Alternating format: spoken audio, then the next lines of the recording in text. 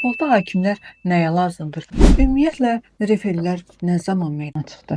Hakim anlayışı futbolun erkən dövrlərində yox idi. İlk futbol oyunları xüsusilə də 19-cu əsrin əvvəllərində komandalar arasında şifahi razılaşmaya əsaslanırdı və oyunçular özləri qərar verirdilər.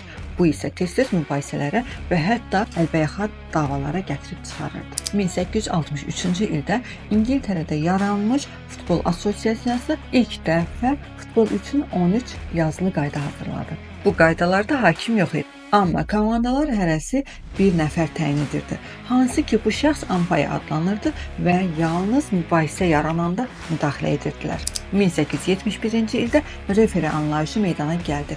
Bu şəxs mübahisə anında ampayələrin razılaşa bilmədiyi məsələlərdə qərar verirdi. 1891-ci ildə futbolun rəsmi qaydaları dəyişdirildi və hakimlər artıq meydanda olmağa başladılar. Bir müddət sonra hakimlər özləri ilə 2 köməkçi hakim, yəni yan xətt hakimlərini də meydana daxil etdilər. Bugün peşəkar oyunlarda bir hakim, 2 yan xətt hakimi, 4-cü hakim və VAR hakimləri var. VAR sistemi ilk dəfə 2016-cı ildə tətbiq olundu və onun sayəsində yaranmış mübahisəli məqamların sayı xeyli azaldı. Bəs səncə hakimlərin sevimli klubları hansılardır?